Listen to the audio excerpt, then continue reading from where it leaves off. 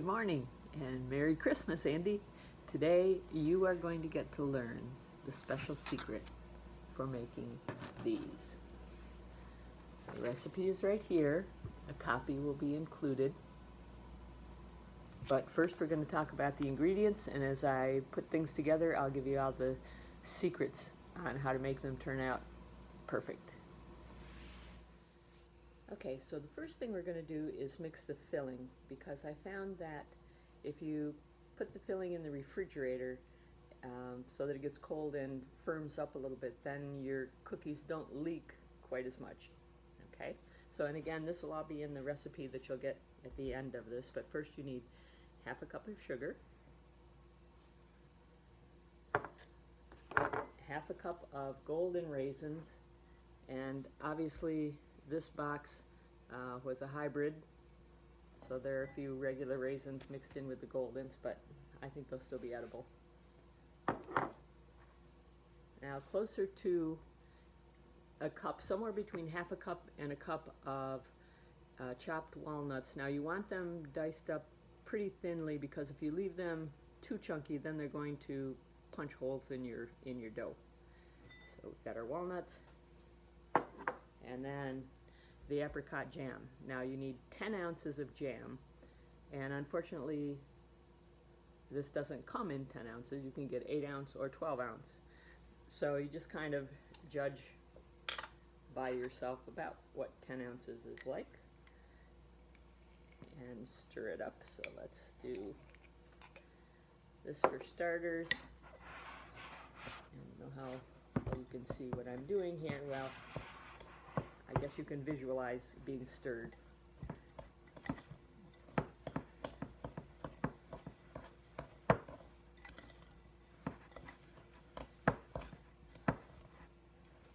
You want it so that there's enough jam to hold everything together, but not enough jam so that it's runny. So this looks just about right. That was like 2 big heaping tablespoons, but the consistency, as you can see, is kind of gloopy.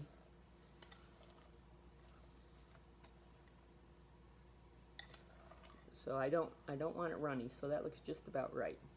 So what I'm going to do is put some saran wrap over this and stick it in the refrigerator so that it can cool down while we mix our dough. Be right back. Okay, now we're going to mix the dough, and for that you need 2 3/4 cups of flour, 2 sticks of butter that have been left out so that they've softened up a little bit, and 8 ounces of sour cream.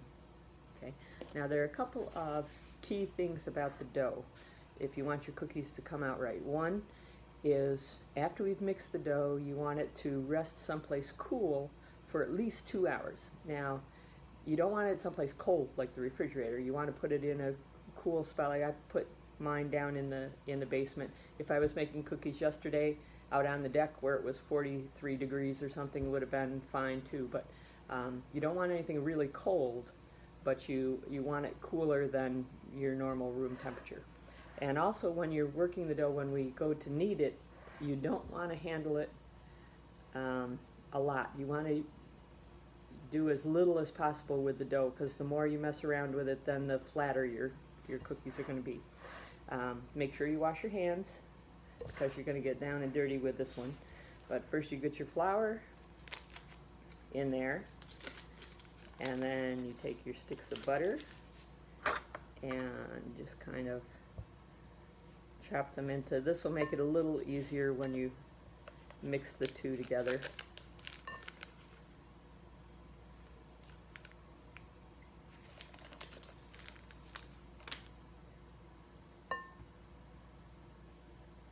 There's one. I'll get the second one. So what you're going to do is you're going to cut up your butter into the flour, and then you're going to combine the two. Now I have a little pastry thing. If you don't have that, you can use 2 butter knives or a knife and a fork, or something to kind of crisscross to cut, but I'll show you the consistency you should have when you're done. But first we've got that in, uncovered. So then you're just going to kind of mash it around, and you want to get it so that the flour and butter combine, so you have like little nuggets. So you don't want big lumps of butter left. You want it into little tiny lumps. So I'll show you what that looks like in just a minute. It doesn't take too long.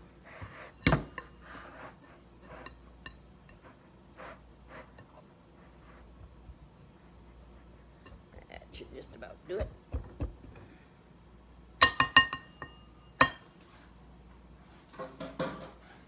So let's see, what's the best way to do this? So it should look, I don't know if you can see that very well, but it's like little pea-sized pieces. Put it this way. And then we're going to put our sour cream in. Again, you can buy different sizes of sour cream depending on how much you use for other things. It's pretty convenient when it comes already measured in 8 ounces. And we'll mix that a little bit because it is kind of cold to get sour cream on your fingers, because you are going to get your fingers in this. Which is why we wash our hands well, although we wash them well all the time, but okay. So now you're just going to mix that all together.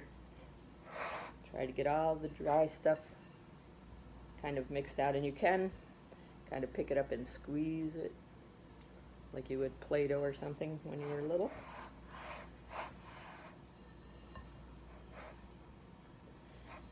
And again, you want to get it mixed well, and then kind of knead it with the palm of your hand, where it's a little smoother. Just kind of flip the bowl around. And once we get that set, then you're going to make 2 balls out of the dough. Got some hangers on her here. Get over. Okay, so I'm going to kind of get this in half.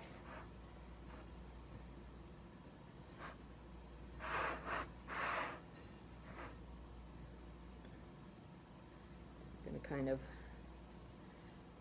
knead it. Get some more in here.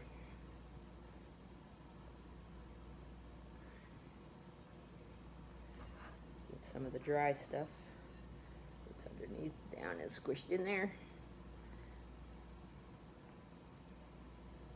And we try to get this, we try to get it where you don't see a lot of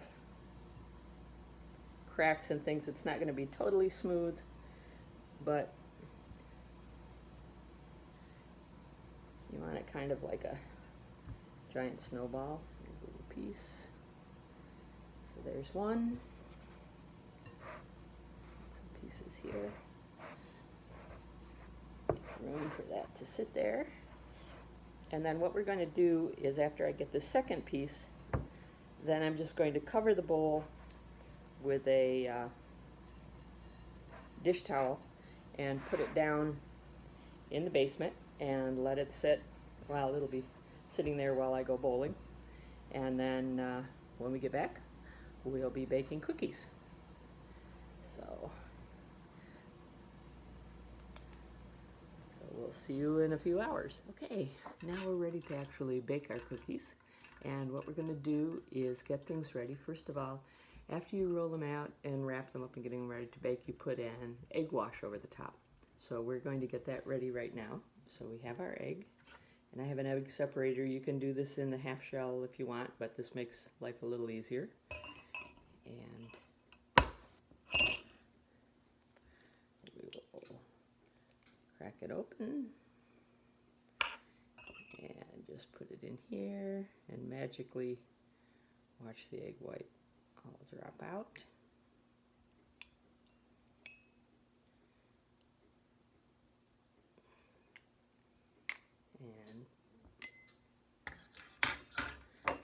now we have our egg yolk. We're going to put 1 or 2 tablespoons of milk in with it.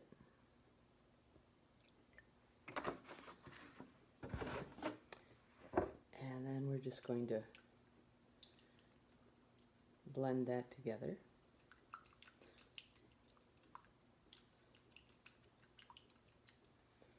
So that's all ready. So we'll just set that aside for now because we won't use that until it's ready to go in the oven. And now we'll get things prepped to get our dough. And I just have to figure out how you can see both me and the table. Maybe you just need to see the table. We'll figure out the technical aspects and be right back. Okay, for this next part, it's going to be more important to you to see the table than me, so I'll be flipping the camera a little bit and hope it works. What we're going to do is take our dough, roll it out, slice it up, and put in our filling. So let's see.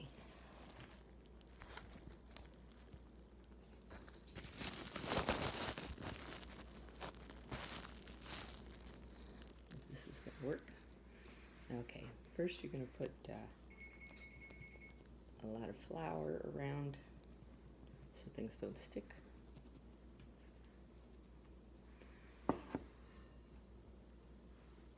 And we're going to take our dough and kind of press it out a little bit.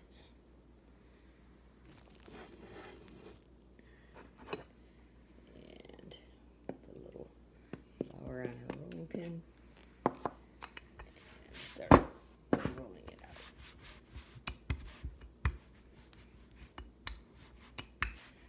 The dough's a little stiff because it's been a little longer than overnight, so, but it'll work out.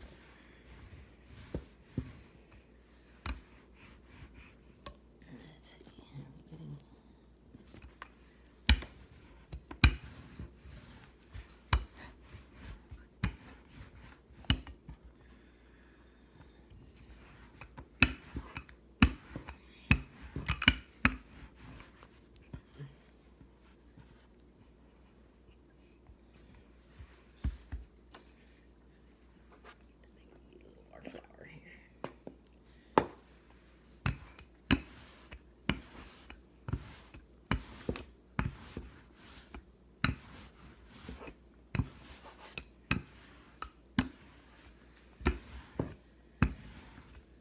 You want to try to get kind of a rectangular shape, although that usually doesn't work.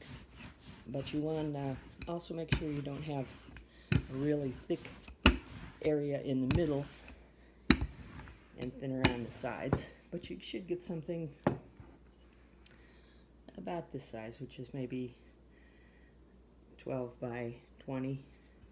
And then what you're going to do, now you want your dough to be about a 4 by 4 square, and that'd be about the width of your hand without your thumb. So what I usually do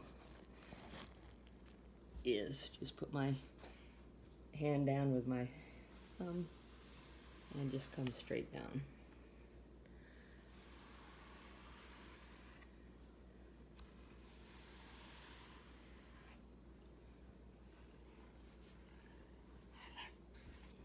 And then go straight across.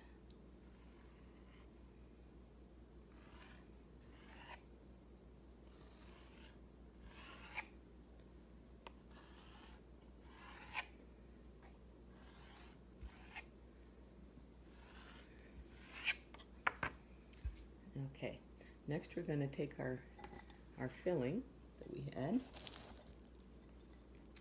and and we're going to take small pieces and put them in the filling. So let me show you some of that.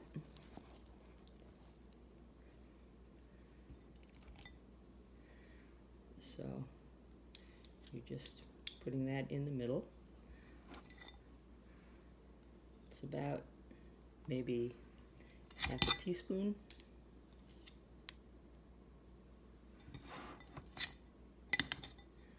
That's a little big.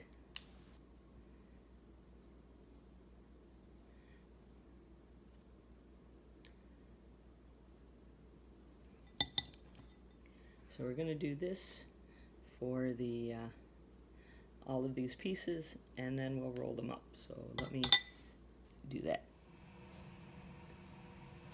I guess I should be doing it this way. So there they are, ready to get rolled up and put on a cookie sheet. Okay, now we're going to roll up our cookies and put them on our cookie sheet. And I like to use parchment paper on top of the cookie sheet because it makes it a little easier to clean up if you do have a couple that leak, because that's going to be inevitable no matter how careful you are. So, and the amount I put in is probably more like, I think I said half a teaspoon. It's more like a full teaspoon, half a tablespoon maybe. So here we go. So all you do, sit stay, is you take one corner and fold it over to make like a triangle. You're going to press down the seam where they meet and roll it up. And let's see if we get it over by the cookie sheet, and we're just going to put it right there. Again, the thing is, you don't want to mess around with the dough a lot.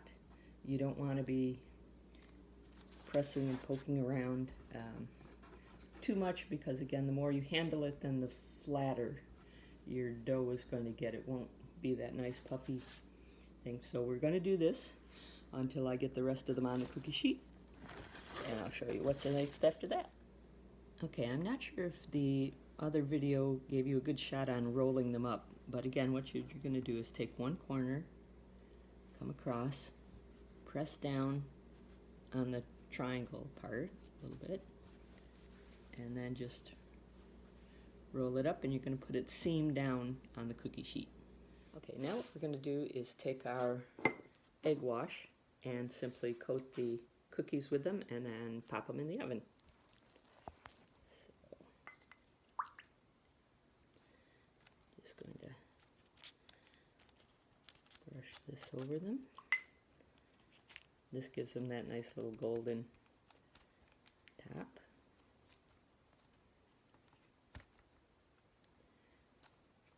And you'll get, from this recipe, you should get about 4 dozen cookies.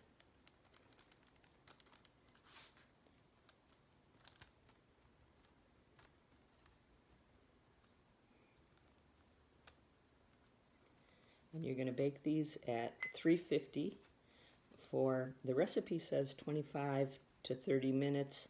I usually check them after 20 minutes just to make sure, till you get used to your oven and how hot it actually gets. That's it, and we'll pop these in the oven and pull them out in a little bit. And here they are with the egg wash on, all ready to go in the oven.